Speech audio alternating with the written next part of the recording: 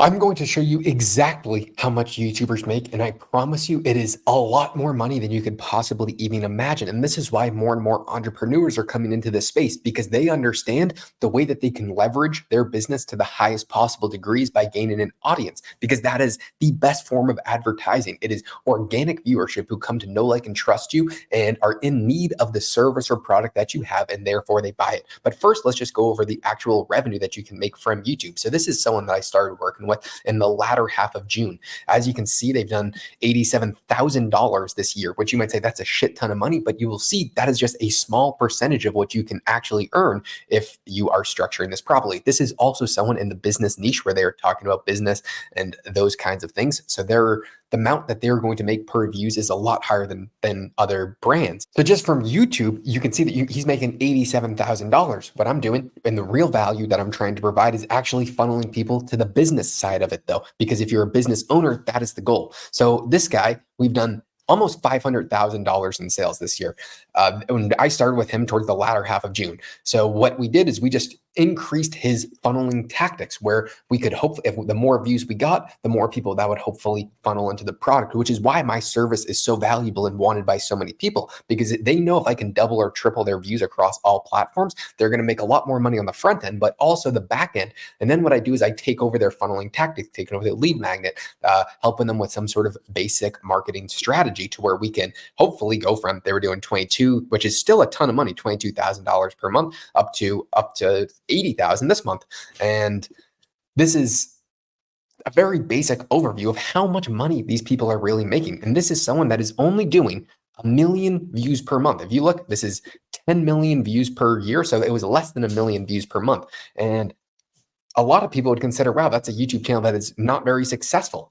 And look at how much money they're making. That they only have less than 100,000 subscribers. I think it's like 65,000 subscribers this channel has. And on the back end, they're making almost $500,000 from their business. On the front end, they're making $87,000 in ad revenue. So over $550,000 this year. So I actually think it's a good thing that business is starting to be correlated online, because now you can buy things from people that you know, like, and trust, instead of before you would be buying something from some sort of website where you had no trust or variability besides the reviews. You didn't know the CEO, you didn't know the person who ran the company. Now you actually get to buy things like from your local neighborhood shop, where you can buy things from the people that you've come to like and trust, which is usually how business is correlated. I can tell you that I go to this foods place a lot more because I really like the guy who owns the place. He's always there.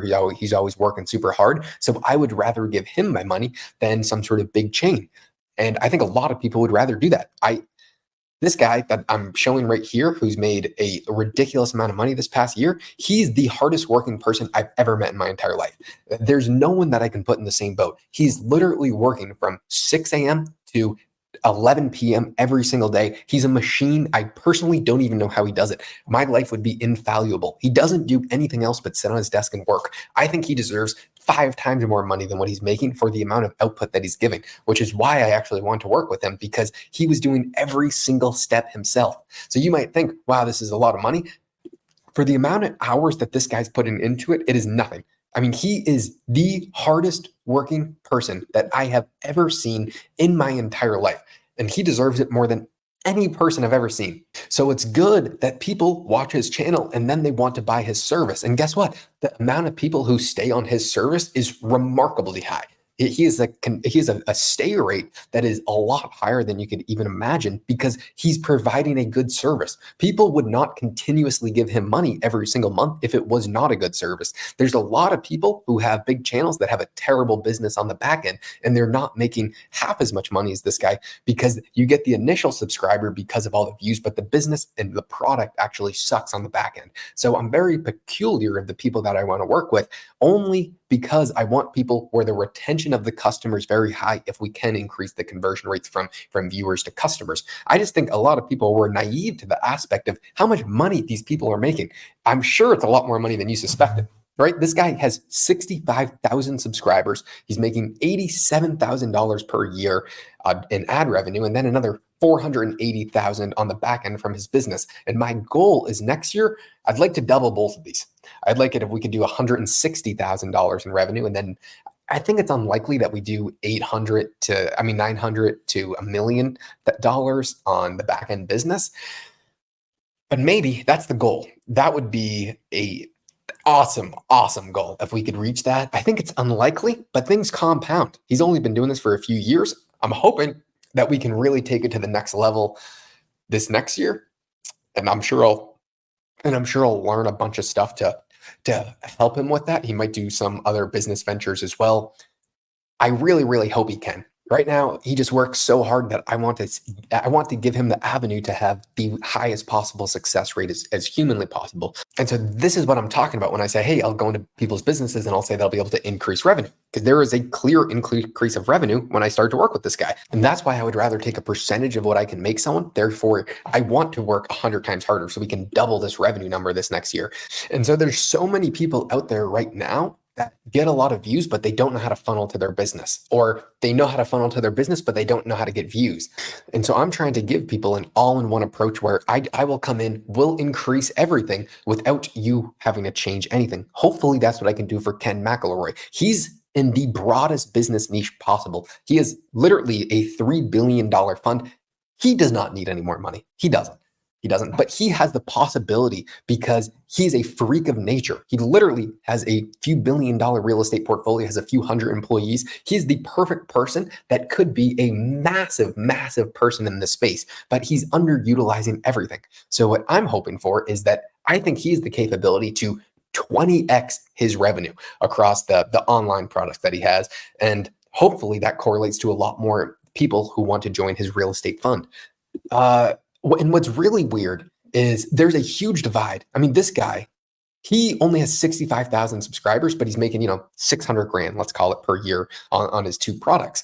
There are people who have millions of subscribers that aren't making half that because they don't know the basics of the business. They don't have a business on the back end. They're relying just on ad revenue. They probably have a low RPM because they're not in a good niche.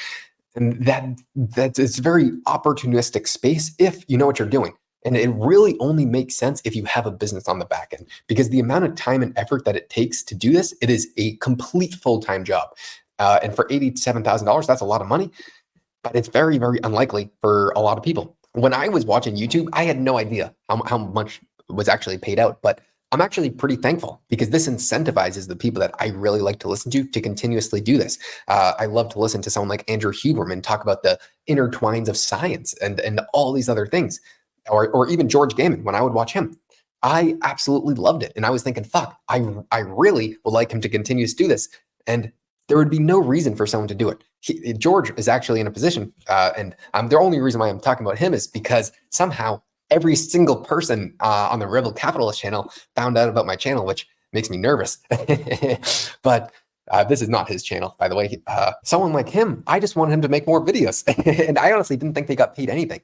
But he really doesn't have to do it. He did run a huge business in the past. He is retired. Everything he says is super legit. So he actually just does this because he likes to talk about it, which is why I like to listen to him all the more. There are people that you can clearly tell are just doing this to make money. And I don't like to listen to those people, honestly. And I know a lot of them, and those aren't the people that I like to help out. I like to help out the people who genuinely just want to talk about the things that they like to talk about. And I just like to talk about business because I think it's a lot of fun. I used to like to talk about macro. I still do, but it doesn't pay the bills. In theory, macro is super fun, and I like to think about it and invest accordingly. At least macroeconomics is what I'm talking about.